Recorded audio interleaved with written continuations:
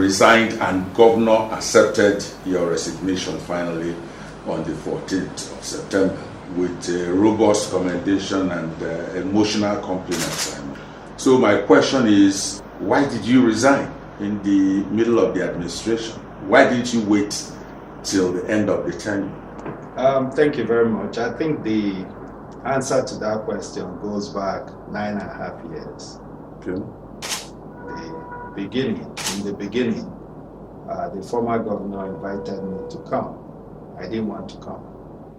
After he won the election, because we've known ourselves since Fidelity days in the early 1990s.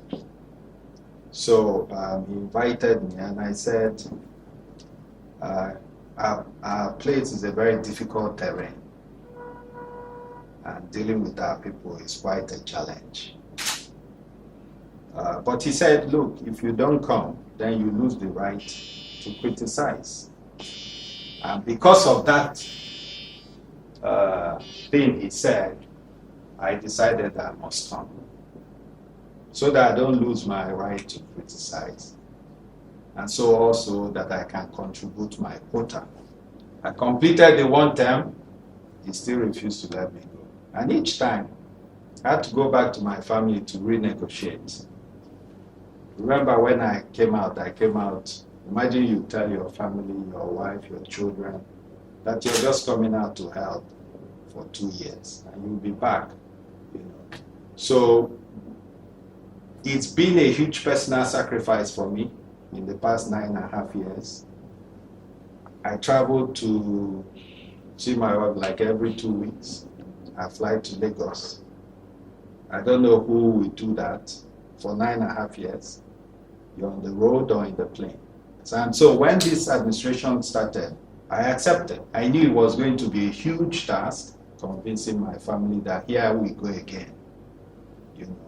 But I said, look, for the higher calling, we need to fix our homeland. People have to make the sacrifices. I've started making the sacrifice. Just give me a small window. Let me just help this administration that I know will transform Anambra State to settle in. And that's what I said at the ESCO valedictory speech. Yeah. I worked very tirelessly to assist many of my colleagues and counterparts to settle in, because I know what the higher calling is. And so when it was done, I felt this is the right time so that I can rejoin my family. And they've been exceedingly happy since the announcement was made. While the rest of the people are shouting, say, why? Yes. My children and wife are so pleased. They say, thank God, thank God, thank God. So that is the situation. That's why at this time, just to address the question. And then I need to also let people know it's not why at this time only. The real question they're asking me when they say why at this time is that they're asking me why after 9.5 years. Okay. If you think about it, after 9.5 years, I think I've contributed my quota. Someone else can come to build on what I've done. So I feel a sense of fulfillment that I've been able to contribute something. And that I've also not just contributed in building something, but I've also contributed my time. What's your reply to skeptics who've been expressing the figments of their imagination as to why you would have resigned? Because you go to the social media, it's awash with all kinds of commentaries. Fell out with the government, somebody is trying to take your job, somebody has been put somewhere to second guess you and things like that. So, because it's important to put straight. I get a lot on my WhatsApp, on my SMS, and I just shake my head and I just wonder, Nigerians, is this the only thing that we can devote a lot of our energy into negative things? First of all, just to state the facts and to set the record straight. I had no fallout with our governor. who is a visionary and a transformational leader. I had no fallout. In fact, he's a man I have tremendous respect for, who is a mentor to me. So I think for these skeptics, they need to understand that this is a country where people have a sit-tight mentality. They don't believe that somebody can wake up one day and say, I think I've served long enough, let some other persons play a role. And they start insinuating there must be something. Somebody is blocking him or trying to take his job, or he's fighting them, they want to do something and he's trying to block them. Nothing like that. Nothing. I have a good relationship with the government, a very good relationship, professional relationship. We also have a very good personal relationship. It's not anything of the sort, nothing near what people are writing. And I'm even shocked. And if he seeks your input subsequently, you will. I'm an ambassador, a very passionate, committed ambassador of this administration. Okay? I believe so much in the solution agenda. And so people shouldn't make that mistake. And I'm just sending the message out to the social media guys who are there just to misinform, disinform, and just sell falsehood everywhere. You will fail with any message concerning me. People already know me. I've been around for almost 40 years. People know my track record. So I'm not coming out to play. I'm not a politician, the typical politician who comes and sells lies and so on. You know, and that's why they're finding it difficult dealing with Professor Charles Soludo'S, CFR governor, because he shoots straight. He tells you, this is what I'm going to do, and he comes out, he's pursuing that thing to do it.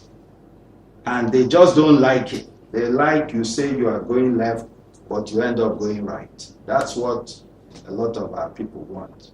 From what I can see, you have obviously not resigned into retirement, you know, because to me, you feel as fit as a fiddle, you know. So what's the next move? Well, after you would have rested.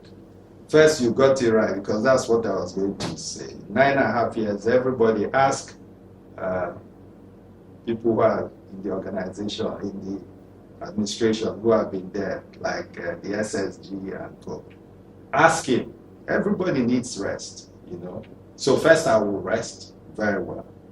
And after resting, as I said at the ESCO valedictory speech, I'm ready to work for Anambra, for the governor, not from a location in the state, because I've been located in the state for 9.5 years. So I'm open to such things. I'm also looking at private things that I'm doing, you know, which I will continue with, which incidentally have really suffered in the 9.5 years that I was in public service. So I will just return to them to build them up, you know, and move on. And then tour the world. Okay. Igbo people are fond of lugido till you drop them. Sometimes you just pull back, tour the world, enjoy your life, move around. That's also part of living. What are the memorable incidents or challenges you have encountered in the span of your 9.5 years of public service that you played major roles you will want to let the public know? There are several of them. Many are covered by the oath of secrecy that I can't disclose because of the sensitive position that I held. Some of them are on the political platform under ABGA. I have contributed as well to getting ABGA to start winning elections, both my ward and my local government and the state to do all that. So the one that is public knowledge that I can easily talk about will be the politics part, how the party has been transformed. The second one is how we funded Anambra State to get it to where it is today. both in the previous administration and in the current administration. You can see the prudent management of resources. People keep wondering how were we able to accomplish what we accomplished without breaking the bank. So that took some financial ingenuity. It took a lot of restraint. I mean, the forces that be when you have been in government, so you see when people have projects and they just want it funded. They don't, it's not their care how it's funded. I understand that, but I also understand that my responsibility as Commissioner for Finance then was to advise the government on the best way to finance those projects. So, whereas the originators want the project done anyhow, they just want cash flow, I have to think how the cash flow is coming. And sometimes that brings me into conflict with them. But I don't just go there saying, no, we can't do this. I go there thinking, we need to do that project. What's the best way to fund it? One of those is the airport. Okay. So people keep wondering how we did it. But the airport was done through structured contractor finance. And it took some, ingenuity and working with the banks to come up with that. Okay? And that's how we were able to fund the airport and partly the convention center. So some of these are things that we do in the back office. The bit you just talked about now about finance and restructuring and all that, has just tempted me to request you to let us have a peep into your career background, particularly the corporate turf, which I am aware you played a very big role and rose quite rapidly before coming into public service. Can we just have a bit of that? Okay, just because I know you were in the banking industry, yes, and moved rapidly to the top and all that. Very briefly, I was in the banking and financial services industry, as it was then called. I started out after my graduation training at Anderson, which was the foremost accounting firm in the world. They had an office in Lagos at Anderson and Co., which later metamorphosed into KPMG, the professional services that we have today. Of course, with some adjustments, because at Anderson itself had problems in America. And so the various practices across the world realigned and merged into various entities. In Nigeria, we acquired the name of KPMG and developed from there. So after qualifying as a chartered accountant, then President Ibrahim Babangida had started licensing new banks in Nigeria. So a bank called Diamond Bank was licensed. Diamond was recently acquired by Access. I was one of the 25 pioneer staff that started Diamond Bank with its founder, Chief Pascal Dozier, our own revered PGD. We respect him a lot. So from Diamond, I worked in other banks as well. Worked in Fidelity Bank. I worked in UBA twice. I actually went into Savannah Bank for turnaround, and left them when their goals were not exactly the goals that I saw that would turn the bank around for the good. Unfortunately, a few months after, Central Bank closed down the bank. Okay. And then UBA, in UBA, I went to UBA twice. When Hakeem Bello Osanjo took over the bank, that was in 1997. He recruited massively from various banks in the industry, and I was one of those poached. So I joined the turnaround management team. And subsequently, I went into Guardian Express Bank, where I was an executive director. And later, Tony Elumelu, when he took over UBA, also grabbed me to come back to UBA. So UBA, under Tony Elumelu, I had the opportunity to do many things. I was a group treasurer at some point. I was also in charge of Africa expansion with a perfect gentleman, my colleague Rashid Olaoluwa. Both of us started Africa. And then I went on to head the investment and corporate banking as executive director, and then retired in 2013 as an ED there.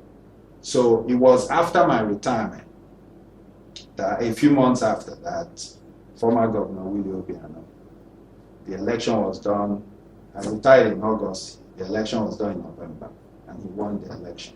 So he now invited me, since I had just come out of the banking industry. So in the corporate world, I had seen it all. I worked in Nigeria, various parts, I worked in Africa, I supervised the New York operations of UBA, the London operations of UBA, and the Paris operations of UBA. So that was the kind of preparation I had, and training and background before coming to Anambra State.